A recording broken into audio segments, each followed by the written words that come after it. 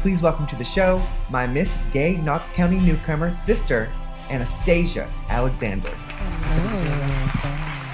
Thank you for inviting me. Yeah, I'm so excited to talk to you and help the people watching get to know you as well as I kind of know you, but then also I'm excited to learn new things about you as well. So I like that because when we had the Let's Get Pretty segment, we touched on a lot of things, but I didn't feel like we had enough time to really go into depth. So I like that. Because we had somewhere to be. Right. Yeah. Now we always have somewhere to be. The show's over, and so we can just chit-chat for a minute.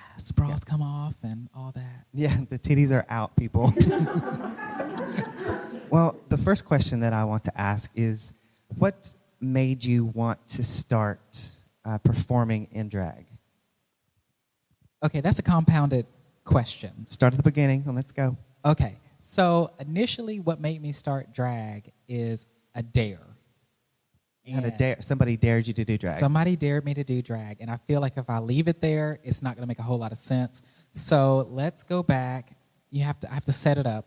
When I first was coming out and was feeling my oats and trying to discover who I was, the first thing that a friend of mine, godsend really, drag queen that I did not know was a drag queen, Heavenly Divine, was like the only gay guy that in the school that I knew. And there was a reason for that because he went through a lot. He was that one. Is he the person that dared you to do drag? Yes. Okay. Yes, he is. But he was the only other gay person I knew. So were you out then? No, and that's what I'm saying. When I felt like I had questions, he was the person that I went to because he was out. He already knew himself, and he literally tranced around school as a gay out individual. Like, yeah. So what year was this? I mean, you don't have to say. I'm just because I'm old too, but I cannot imagine being in high school in nowadays.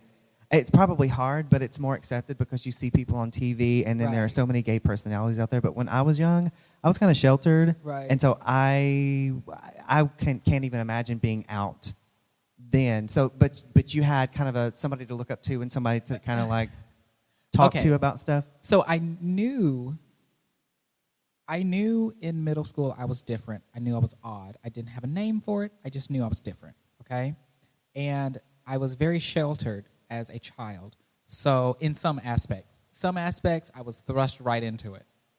Yeah. So in a lot of aspects, as being gay, we didn't have a word for that because it really didn't exist. Did you ever get bullied? Well, no, because like I said, at that time in middle school, there wasn't really a name for it, and there wasn't really an association, and we didn't bring it up. Okay. So there wasn't I just thought I was different. And I felt like I was the only one like that because at the time, there was nothing else coming out that literally TV and everything. Like I was very sheltered in some aspects. So fast forward, he dared you to do drag for Halloween or something? So I went to him to talk about it and to figure out how he knew he was. And he said, that brings us fast forward to said, okay, this is the first thing we have to do is take you to a bar. And I'm like, a bar? I didn't realize there was no such thing as a gay bar. And that's how he put to me. So so you were in middle school when you met him? No, I was in high school when I met him. High school, okay. I started feeling that way in middle school, but like I said, it took until high school that things started. Okay, so you're like 18, 19, and he's like, let's go to a bar? Or did you have a fake ID? Girl, at the time that we actually did it, I was about to cross over, so we were good. For legal purposes, we were legal. Okay, well. So you went to a gay bar. Went to the gay bar, did not know it was a gay bar, and I saw all these tall women, and I'm like... Which gay bar was it? Scandals. In Asheville, North Carolina. Okay. Yes. Well, the first time he took me, it was like on a Sunday. So down there, the Scandals is broken up into 3 different bars. They have a top bar, a middle bar, and the middle bar is actually Scandals, and then the bottom floor is actually the boiler room. Okay. So we were going to the boiler room. They did have a show, but it came in later than their normal show. So we're walking around, I'm seeing all these women, and I'm like, damn, there's some tall women. Like, there's some, I've never noticed, like, why are these women so tall? You had no idea. I know. That's insane. I did not know. And I was like, but they are really pretty. Oh my God. I was like, are they models? And my friend is literally having a ball. And she goes, well, I hate to bust your bubble, but that's a man. And I was like, there is no way. There is no way. So she pulled one of them. She pulled Celeste over. I remember thinking, because Celeste was the prettiest to me at that time. And Celeste did her man voice. And I freaked out. She was like, hey. I freaked out. I left. I ran out of the club. Wow. I left and ran out of the club. Wow. Did that stir up some like emotions for you? Like I was terrified. Then? You just didn't know what to think of it all. It was the deer in the headlights. Like I'm so like now when I look back at it, I'm really ashamed of what I did, and I very much overreacted. I get that. So that's why when I try to meet people first time that's never been to a gay bar that maybe, are coming to understand it themselves, I try a very soft touch. I kill them with kindness and laughter because it is, and it can be very intimidating and off-putting. So I know how I felt with all this coming at me.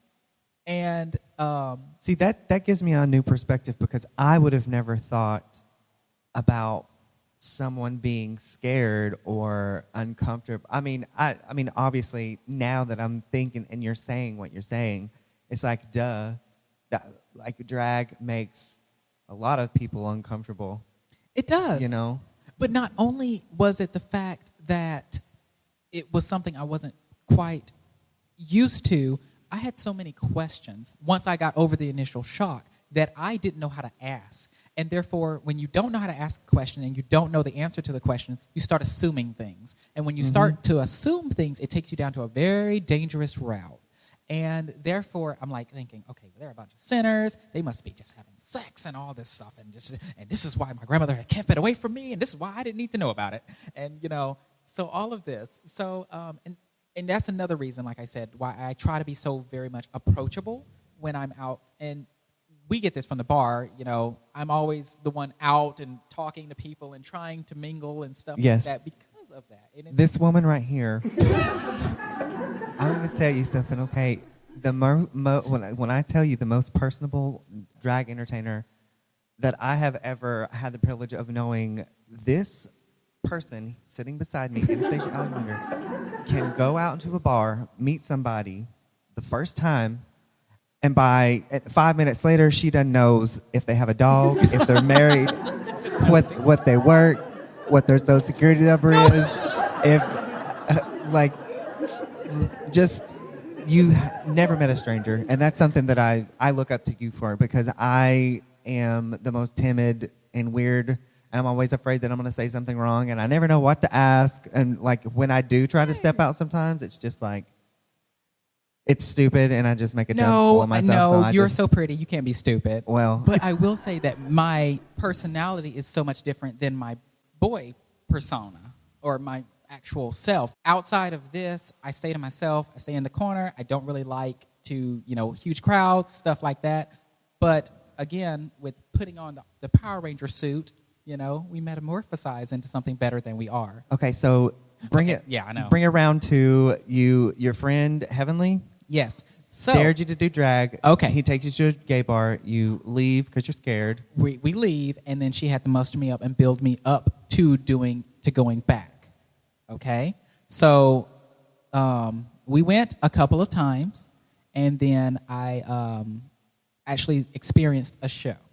And I was like, okay, well, this is not bad. I like it. And the energy, I love the energy. And it was just such a positive vibe that put an imprint on me. So she was like, well, girl, the only way you're really going to get the only thing that you can get better than this, or if you want to outdo this feeling, is to actually do it. And I dared to do it. So that leads us to why the first time I actually started. And I know it's a long, convoluted way, but honestly, it doesn't make sense unless you say it and tell you the backstory of how we got there. So you did it for the first time there did you do like a talent night or something like that? We did a talent night. Did you win? Well, here's the thing. I was going to. But at this time, fast forward, I was already about to leave. I was about to leave Asheville for other reasons, but I was leaving Asheville, and I couldn't except because at Scandals, if you won their talent night, it was like a booking. Like you got booked there for certain nights. And I Okay. told them going into it, I couldn't come back for the bookings because I was moving. So they were like, okay, well, we'll take that under consideration. Okay. So fast forward, you moved to Knoxville from Asheville. I did.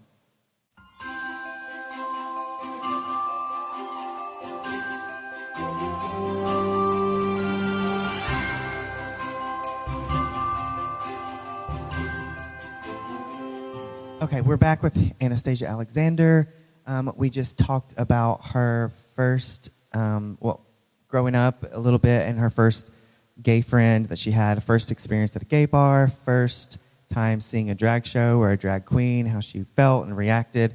So that was in Asheville at Scandals, and now she has moved to Knoxville, Tennessee, and been introduced to the Carousel. Now, you worked at the Carousel for how long? I officially worked there for 4 years. 4 years Mhm. on cast. Yes. But then you did go-go dancing. Before that, I did go-go dancing. Okay. And before that, I did Generation X, which that was only for a few weeks, but that was me, Talia, and Angelica. Okay. So What night was that on, like a Tuesday or something? I want to say it was like either a Tuesday or a Thursday or something like that, but it was an off day. Yeah. And we were just the new team. But keep in mind, that was also after maybe a couple of months. I wouldn't say a couple of months. That was several months of doing the amateur nights. Yeah. The Wednesday nights for there and at the time Rainbow. I don't think a lot of people realize this in town, and I know for a fact that people don't realize this in town, is that just the plain and simple fact of there are 4,700 drag queens in this town, and there are only 5 or 6 cast positions. Right.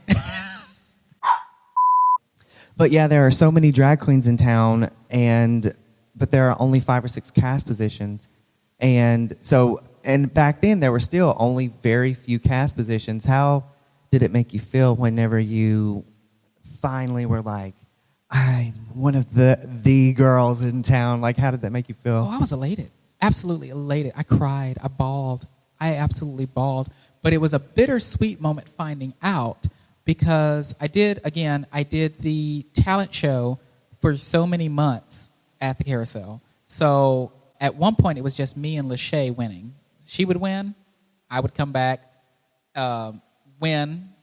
She would come back, win. And we did that for so... I heard a little bit of a rumor, like that it was whenever you got your cast position, and this is old, but there was a little bit of rivalry between the two of you over who was going to get the sought-after position, and you are the one that won. Like, so what was that little... Well, I wouldn't say there was a rival. They call us siblings, but honestly, I was her first drag mother.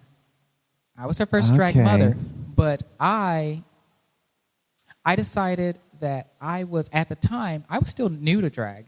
So I didn't feel like I was doing right by her by having her as a child when I was still learning myself. Yeah. So that's why she went to then go to... But... Oh, she of whom we do not speak. Who? I'm sorry, I don't know her. You can edit that out. So I was her first drag mother. And Yeah. then after, she then went to other more experienced queens because, again, I didn't feel like it was Right. proper for me to. Yeah. Because I was still learning. I still feel like that to this day. I'm like, I don't have the time or the energy to devote to a drag child. I got this dog to take care of. Oh, my goodness. So, yeah, she went on. But, we were, at the time, the two new, hot off the press dancers, as they call it. So they like to do a lot of comparing. Same thing that happened with Britney Spears and Christina Aguilera. Mm-hmm. They came out to around the same time, so there was and it wasn't necessarily us doing it. It was our fans that would do it, you know? And really, at the end of the day, like, I've seen you perform, I've seen her perform, and really, it's like a totally different night and day aesthetic on stage. It really is. It like, is. The movement, the costumes, like, everything's different. Like, Right. And when you brought up the comparison of Britney and Christina Aguilera, well, I mean, Christina Aguilera has the pipes, and Britney Spears can dance. Like, right. yeah. So, and especially as they developed, you got to see that more distinction. Right. So it was the same with us. You know, she was more of the big hair. She likes the flashy outfits, and I was more. I'm going. Fish. Yeah. I remember my first time seeing you on stage. And I think I have a video. I definitely know that I have a video of you doing maybe a Jesse James number. You were. I remember that. I know exactly what you were wearing. Like I have the. Maybe I'll put the video in here. You were one of the most feminine, probably the most feminine entertainer that was on that stage. Honestly, like, yeah. Until I, realized what drag is. And I'm just kidding. She's a man. Dude, Maury, that's a man. It's a man, Maury.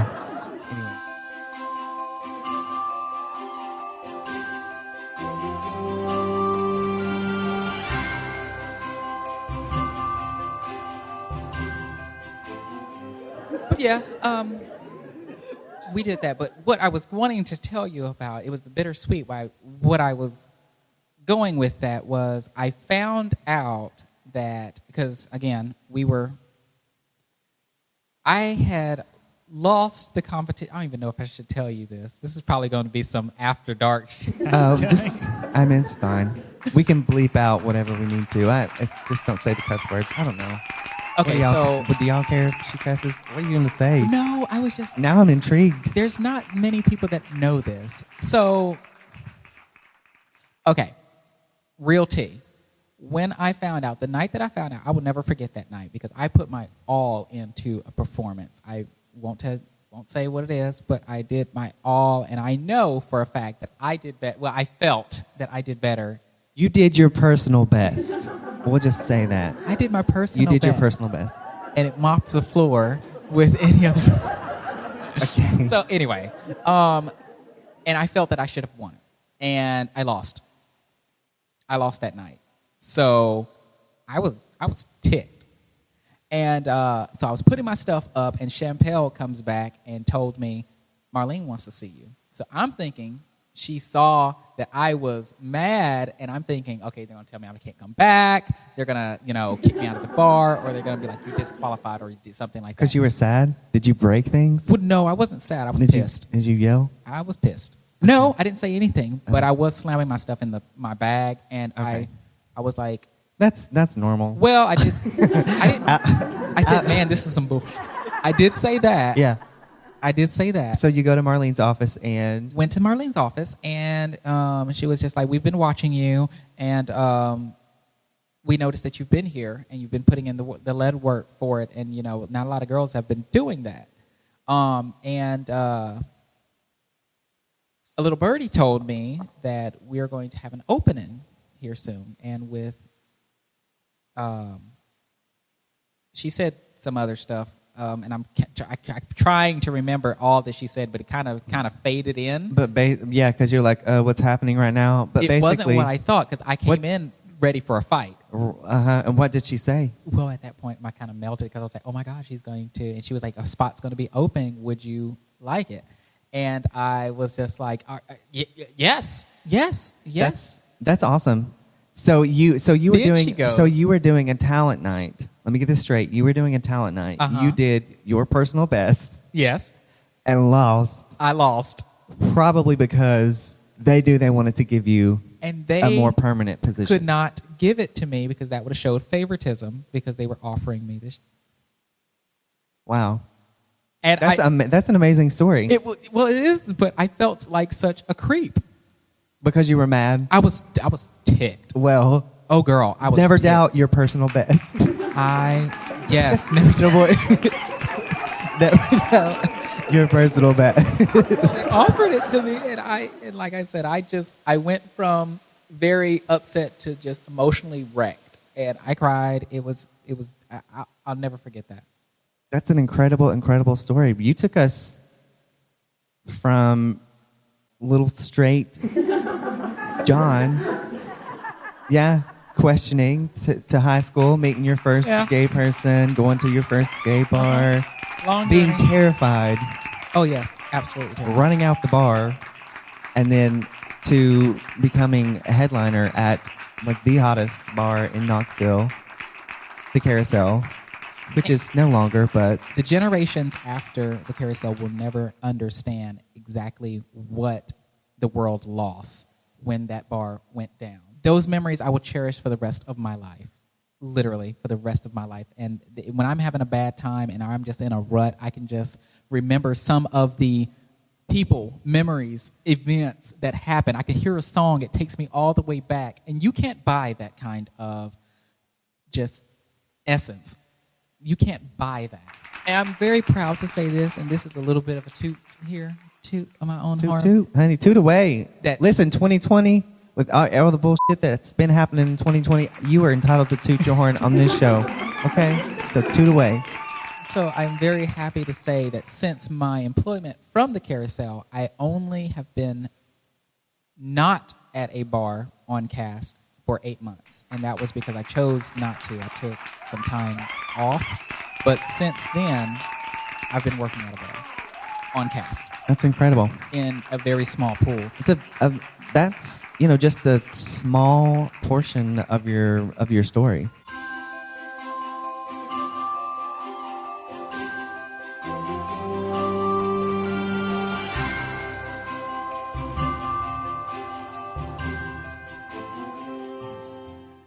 I want to thank you so much for coming tonight. I've enjoyed your company so much and getting to know a little bit more about your backstory and just some of the incredible things that you have experienced in your life.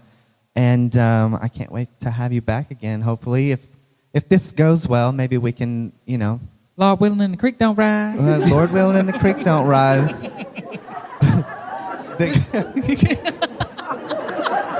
This has been so fun. I absolutely love this. We're going to have to do this again. Well, it's not really my point to say that, but I'm just going to be like a Mariah moment. Yeah, I'll be back. Yeah. So, all right. Thank you so much, Anastasia. And everybody, thanks for watching. And if you enjoyed this, give it a like, a thumbs up, comment, subscribe. You can check out Anastasia Alexander's social media links down below as well. And thanks for tuning in, and happy holidays, right? You want to say anything? I just want to say that it's a blessing and a privilege to share a stage with you, and I appreciate the time. Spread love and share a smile. I want to thank you so much for joining me this week on Home with Hannah. Join me next week when I will have an East Tennessee drag legend sitting on my couch. That's right, Andrea Montrose will be in the living room with us next week. So until then, make sure to like, leave a comment, and don't forget to subscribe.